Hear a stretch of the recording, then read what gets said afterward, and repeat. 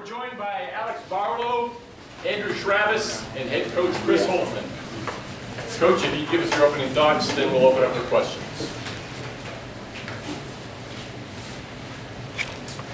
Well, as I unfortunately mentioned a time or two before, our free throw coach needs to be fired.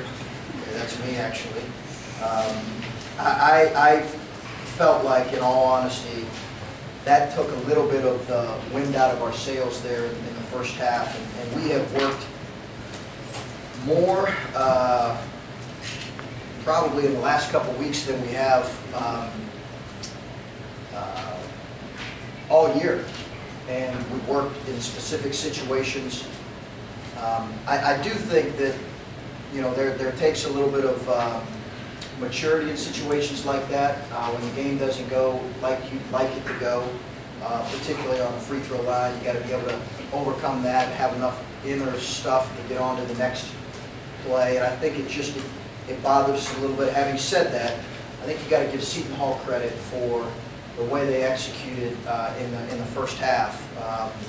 They took advantage of some things there in the first half. They certainly game planned for and bothered us. And then I think some of our loose plays affected that. Having said that, I don't want to take anything away from our guys' effort today. And I probably should have opened with that. I think they responded really, really well. We had a lot of really, really good possessions in this game.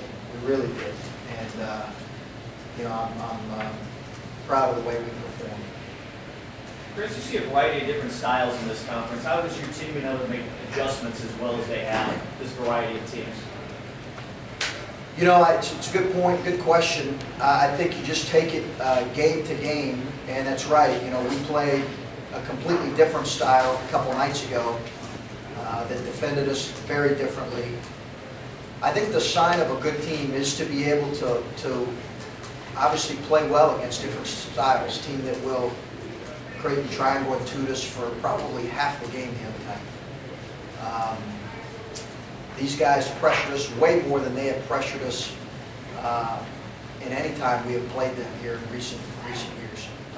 They have not shown that. They came out and pressured us. It bothers us at times. So I think the sign of a good team is you take pause, you take advantage of that, you make adjustments within the game. And we've been able to do that for the bulk of the year. And I think we were able to do that in the second half particularly well. Chris, it seemed like the game was really getting out of hand for you. Then Cameron made that drive and bucket, and man, it just did a 180 right there. Did you get that sense at all? Did that have that kind of impact on the team? You know, maybe there's a lot of game. It's funny you said that. I thought that in the game as well. That was a really big play, that and-one play. It just kind of was like, whew, you know, something positive happened for us. Having said that, I thought there was a lot of game left to be played in that situation. I didn't ever feel like we were in jeopardy of the game necessarily getting away from us. But we needed a boost of something positive happening, and our senior camp did that. Because it had been a stretch where that hadn't happened. So I'm with you on that. That I think that was a big play, and I think Jackson Davis's minutes were important for us. You know, why did you decide to go to him there? Because that's not been done all this year. He's been practicing well. He's accepted his role, and I think he has practiced exceptionally hard, and has shown some things in practice with his effort, his energy, that I felt like we needed at that time. To be honest with you, Michael, I just felt like we needed a little bit of a shot in the arm in terms of energy and effort.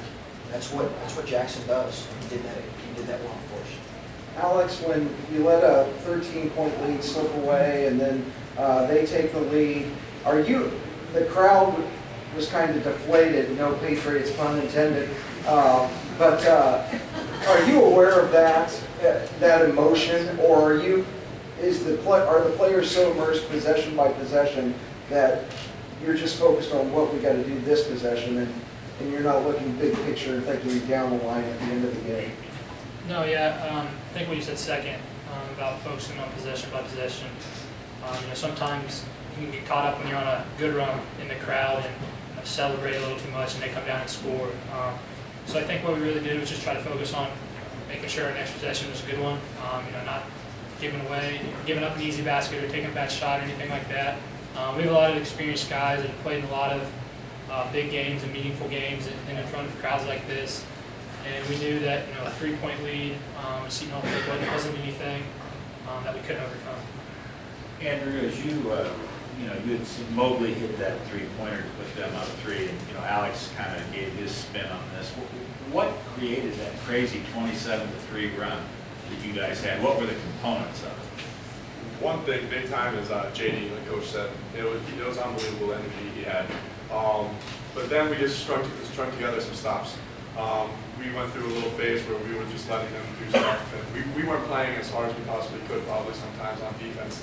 So actually, when we strung together some stops, that was when it really made a difference for us. Were you shocked that, it became 27-3, Roosevelt's layup kind of capped it? Yeah, like you don't notice it sometimes while you're playing, but when you finally looked up, it was definitely, it was shocking a little bit, but like Coach said, we earned it a little bit. Was there some matchup with you early? I think you scored the first 3 buckets of the game, and was there a matchup that you guys quickly noticed that, like, hey, we got to go to Andrew, or it didn't just unfolded that way? No, we liked our matchup with him, Tom, and it's unique when you play a team that you just played a week and a half ago. If you remember, Drew made a big AM1 at their place when the momentum swung in their favor just a little bit, and we just felt like we could attack them. He could attack them, and it was effective for us early and really throughout the game when we needed the buckets and those games. But so certainly was something we had game plan and prepared for. Coach, you talk about the play of the second half of Keelan in there. Yeah. What comments on him, please? No, I thought he continues to do what we're asking him to do. We want him to get ahead of the ball in transition. He's a big body, big frame. We want him to get ahead and attack in transition. We want him to get to the free throw line. He continues to improve his attention to detail defensively. I was joking with him that one 3 he hit or shot that was actually going in, and it was after there was a foul or something, so it didn't count. But he's played smarter here of late and given us really effective minutes. I was really proud of him. I think some of his transition scores were important for us. It broke the game open a little bit. And we did talk to our guys about, because I think at times when you're at home, right, you want to do so well in front of your home fans. You just want to play so well. We want to coach well, we want to play well. There's nothing more important to us than doing that. And I think at times you can feel the pressure when you miss some free throws or miss some open shots. And we wanted our guys, we talked a couple timeouts about, let's just relax. This isn't heart surgery we're doing. Let's have fun. Let's have a smile on our face. Let's embrace this great opportunity that we have to play a good team at home in front of great fans. And let's not put anything more into that. And I don't know if that helped or not, but it certainly hopefully freed their minds up a little bit. Hey Chris, what did you want to do on Gibbs? I know he had a couple really nice highlight type shots, but overall it didn't hurt you that much. What did you want to do on there?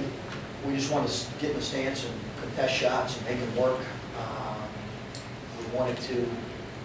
We had some things we had in for our ball screen defense with him in particular. He comes off a lot of ball screens, inside, outside, on ball. So we really wanted to own the ball with him and make it difficult for him, because he is really good, as you've seen, as we've all seen, at making plays for himself and for others. He's certainly going to be in the running for Big East Player of the Year with what he's done up to this point. So I think Rose did a terrific job, Alex did a terrific job, and our team defense was good with him tonight. Alex, you guys had 20 assists on 27 buckets. Did it feel like everybody was on the same page offensively tonight? Yeah, I thought we did a great job of sharing the ball. We really didn't take any bad shots or force anything. We had a lot of good movement, and we were able to push the ball in transition and kind of get them scrambling a bit, and that allowed us to just make the extra pass and shoot some open ones. And I think we passed the ball well pretty much all year. We just made some more shots tonight, but it did feel like we were sharing the ball well. Coach, the more you guys win and the bigger the stage, playing on national TV, nationally ranked teams, sold out arena, all that stuff, the noise, and you've talked about blocking out noise before, but the noise, particularly during games, social media, a lot of talking about Butler basketball. How do you control that from a coach down to your players and your assistants and all of that? How do you deal with all that? But I think it's an appropriate question. It's a great question. It is different now than certainly when I first got into coaching. Alex is going into coaching. He'll realize it. You know, we do talk about white noise. You know, in fact, we're all a little bit older in here. Back when the TV used to go off and you saw the white fuzz, we call that white noise, and that's what a lot of that can be. And I think disciplined teams and disciplined coaches have to, you know, have to understand that you know, there's going to be certainly praise and there's going to be criticism. And what we have to be about is you know, daily, gradual improvement. I think, you know, some coaches have don't let the team be on Twitter. Some coaches have gotten off Twitter themselves, and I think there's value in that because you know, the business we're in is one where you're going to be praised probably unfairly at times, and you're going to be criticized unfairly at times. And I think the reality is that can certainly distract. It's a little bit like texting and driving. I think if you text and drive, you're certainly distracted from what the job is.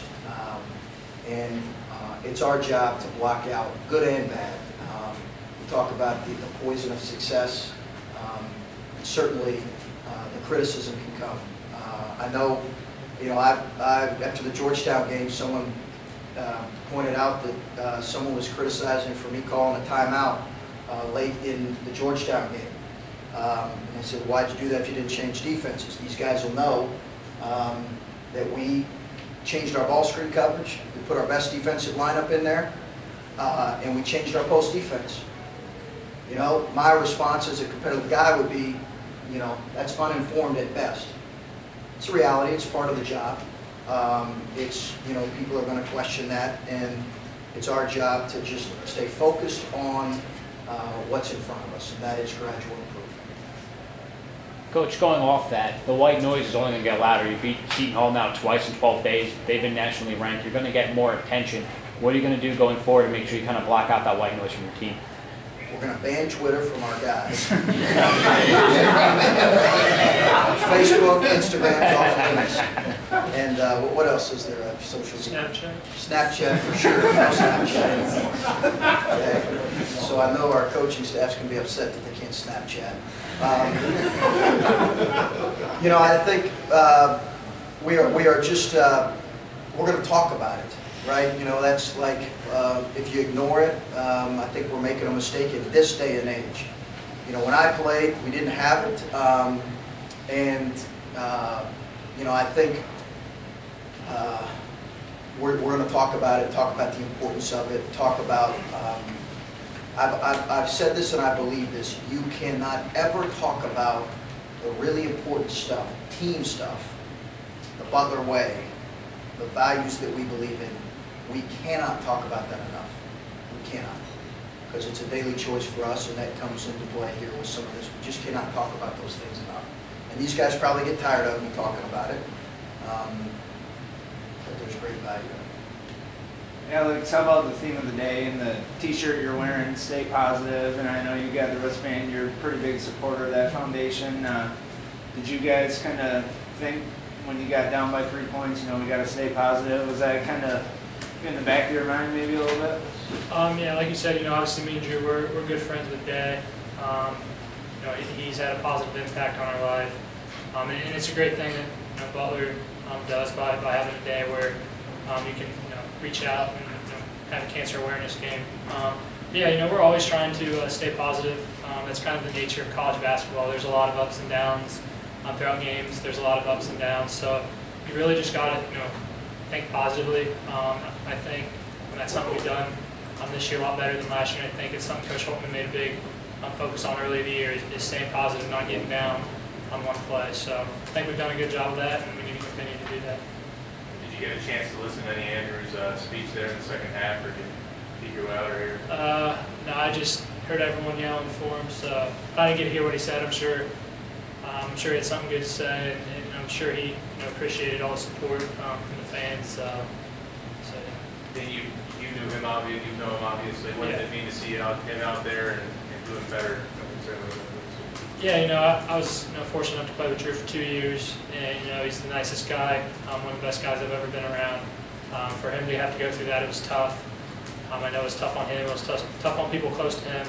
I know we saw him last year, one game I think he came to, and he just didn't look the same big Drew I played with. And looking out there today, and when he's around in other games, it's good to see he's back to the way he was when I played with him.